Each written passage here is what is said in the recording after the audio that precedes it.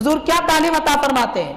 اللہ کے رسول نمازوں کی، زکوٰۃ، روزہ، حج کی، حبیب پاک کی محبت کی اور قبر کے حالات وغیرہ کی یہ ساری تعلیم عطا فرماتے ہیں۔ وہ سب انکار کر رہا ہے، وہ اسلام کا ہی انکار کر رہا ہے۔ حضور تو اسلام کی ہدایت دینے کے لیے آئے ہیں، جیسا کہ آپ نے 5 آیتیں باضابطہ سماعت کی جس میں بتایا گیا اللہ کے رسول سب کے سب ہدایت دینے والے ہیں، اللہ نے ان کو ہدایت دینے والا بنا کر بھیجا ہے۔ اور سرکار کے بارے میں تو رب نے تو فرمایا وَإِنَّكَ لَتَهْدِي، بے شک حضور آپ ضرور ہدایت دیتے ہیں، سیدھے راستے کی ضرور ہدایت دیتے ہیں، تاکید کے ساتھ اللہ نے بیان فرمایا۔ اب معزز حاضرین، آخری بات یہ ہے کہ اب جو عام طور پہ لوگ پوچھتے ہیں اور یہ جو اعتراض کیا جا رہا ہے، قرآن پاک میں آیا ہے سورہ بقرہ میں غالباً آیت نمبر 272 وغیرہ کچھ ہے، اللہ تعالیٰ نے فرمایا لَيْسَ عَلَيْكَ هُدَاهُمْ، لَيْسَ عَلَيْكَ هُدَاهُمْ، کہ حبیب صلی اللہ علیہ وسلم سورہ بقرہ آیت نمبر 282 اللہ فرما رہا ہے کہ اے حبیب صلی اللہ علیہ وسلم ان کو ہدایت دینا آپ پر ضروری نہیں ہے۔ یہ قرآن کا لفظ ترجمہ ہے، بالکل لفظ۔ اب اس کا اگر کوئی ترجمہ، یہ آیت کا ترجمہ اگر کوئی کر رہا ہے لیسا علی کا ہداہم، اس کا ترجمہ ہے اے حبیب ان کو ہدایت دینا آپ پر ضروری نہیں ہے۔ اس کا ترجمہ اگر کوئی یہ کہتا ہے کہ حضور آپ ہدایت نہیں دے سکتے، تو دنیا میں اس سے بڑا جھوٹا اور خائن کوئی نہیں ہے، اس سے بڑا کذاب اور خائن خیانت کر رہا ہے۔ لوگ دنیا کی دولت خیانت کرتے ہیں اور یہ قرآن اللہ کے کلام میں خیانت کر رہے ہیں، بتا رہے ہیں کہ حضور آپ ہدایت نہیں دے سکتے۔ قرآن کی ایک آیت کہیں ایسی بتائیے، کوئی حدیث بتائیے جس میں لکھا ہو کہ حضور پاک صلی اللہ علیہ وسلم ہدایت نہیں دے سکتے، کہیں لکھا ہوا نہیں ہے۔ پھر یہاں جو آیا اللہ فرما رہا ہے اے حبیب آپ ہدایت، ان کو ہدایت دینا آپ پر ضروری نہیں ہے۔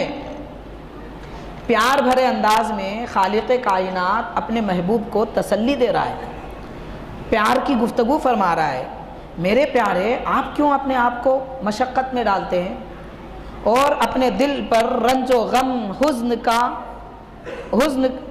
کی چادر اپنے آپ کے دل پر لاتے ہیں، کیوں آپ ایسا فکر کرتے ہیں؟ آپ کو ہم نے ذمہ دار نہیں بنایا ہے، آپ کو ہم نے پیغمبر رسول بنایا ہے۔ آپ کی ذمہ داری اتنی ہے کہ اللہ کا کلام لوگوں تک پہنچا دیں، وہ ایمان لائیں نہ لائیں ان کی مرضی ہے۔ وہ ایمان اگر نہیں لاتے ہیں تو حبیب قیامت کے دن آپ سے نہیں پوچھا جائے گا کہ یہ کیوں ایمان نہیں لائے۔ آپ اللہ کا کلام پہنچا دیے، آپ کا کام ختم ہو گیا۔ یہ ہدایت پہ نہیں آتے تو آپ رنجیدہ نہ ہو، ملال کا حجاب آپ کے قلب مبارک آئے۔ اللہ اپنے محبوب سے پیاری پیاری بات فرما رہا ہے، اور یہ نابکاروں کو پیاروں کی باتیں کہاں سے سمجھ میں آئیں گی؟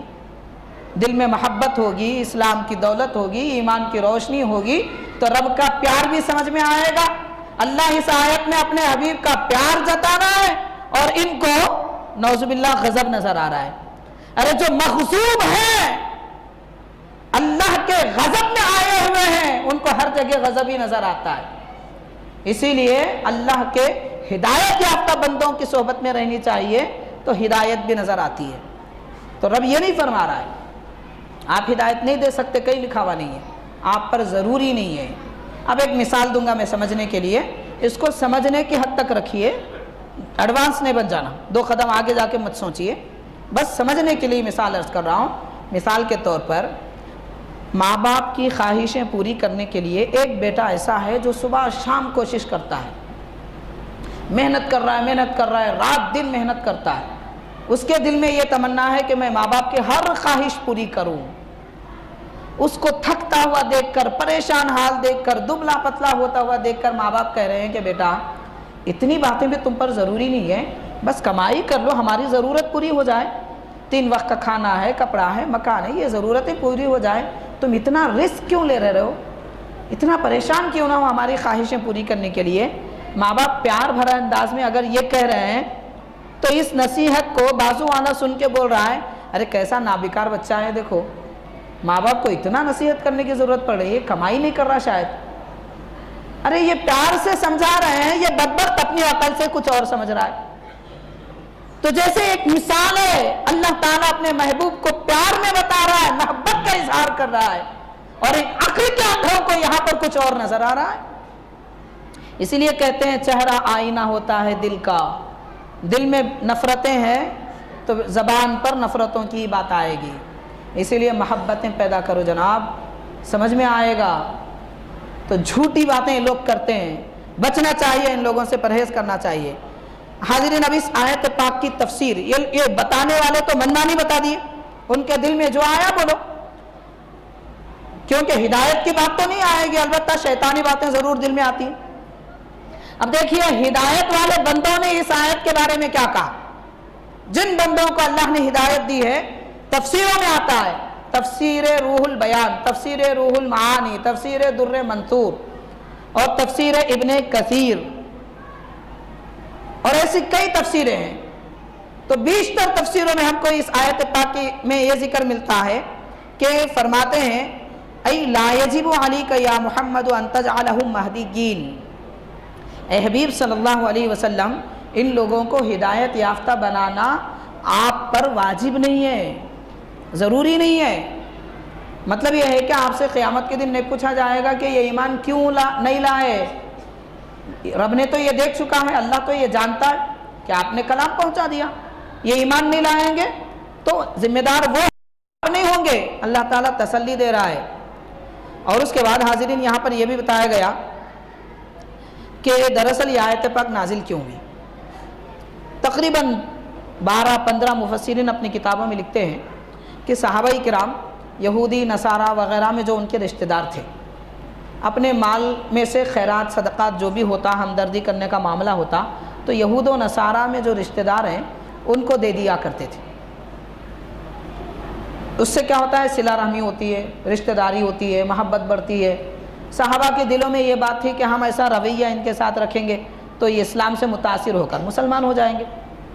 تو حضور پاک صلی اللہ علیہ وسلم تو ماشاءاللہ رب نے آپ کو عالم الغیب بنایا ہے، دلوں کی باتیں جانتے ہیں، احوال، دور اندیشی، حکمت، یہ تو آپ کے پروردہ ہے۔ تو سرکار نے ارشاد فرمایا صحابہ سے کہ دیکھو چند دنوں کے لیے یہ جو صلہ رحمی تم کر رہے ہیں، مدد اور معاونت کا معاملہ، ان کے ساتھ مت کرو، کیونکہ اب تک کرتے آ رہے ہیں، اس کے باوجود کوئی اثر نہیں ہوا اور یہ لوگ اسلام کی طرف مائل نہیں ہوئے، تو اب چند دن روک دو، شاید ان کو احساس ہو کہ ارے اگر ہم تعلق ایسے توڑ لیں گے تو پھر ہماری مدد اور ہم کو جو تعاون سے حاصل ہوتا تھا وہ ختم نہ ہو جائے، تو اس شوق میں شاید وہ مسلمان ہو جائے۔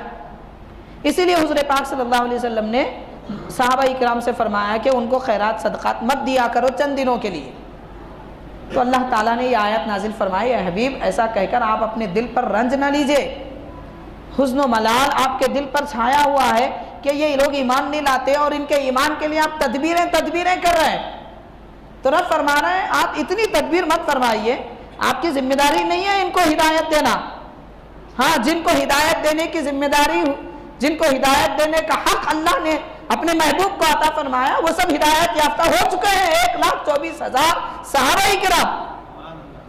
جن کے مقدر میں ہدایت نہیں ہے، کیوں آپ ان کے پیچھے اپنے رنج و غم کا اظہار فرما رہے ہیں؟ تو رب یہاں تسلی دے رہا ہے، سارے مفسرین نے یہی بات فرمائی، لیکن بات کچھ اور ہے۔ لال کو لوگوں نے کالا کر دیا، سفید کو نیلا کر دیا، سارے معاملے بدل دیے، آیت میں کچھ بتایا جا رہا ہے اور یہ اپنے منمانی بک رہے ہیں۔ تو بہرحال حاضرین سمجھنے کی بات ہے، ایمان سے متعلق بات ہے۔ اللہ تعالیٰ کے حبیب کو اگر معاذ اللہ کوئی ہادی نہیں سمجھتا تو وہ مسلمان کہلانے کا حق نہیں رکھتا، کیونکہ حضور ہادی نہیں ہے، ہدایت نہیں دیں گے تو پھر رب کی پہچان کہاں سے ملی؟ دین اسلام ہے، اس کا پتہ کیسے چلا؟ قرآن اللہ کا کلام ہے، یہ کہاں سے معلوم ہوا؟ نماز، روزہ، زکوٰۃ، حج فرض ہے، حرام حلال چیزیں ہیں، یہ ساری باتیں تو حضور نے بتائی ہیں، اور وہ جو بتاتے ہیں وہی ہدایت والے ہوتے ہیں، وہی ہدایت دینے والے ہوتے ہیں۔ تو بہرحال یہ مختصر سی چند باتیں ہم نے آپ کی خدمت میں رکھی ہیں، چونکہ اس زمانے میں اس طرح کی گمراہی کی باتیں چل رہی ہیں، اس سے مناسبت کے ساتھ ہم نے عرض کی ہے۔ بہرحال حاضرین اس پر اپنی گفتگو ہم ختم کرتے ہوئے ایک دو باتوں کا اعلان ہے آپ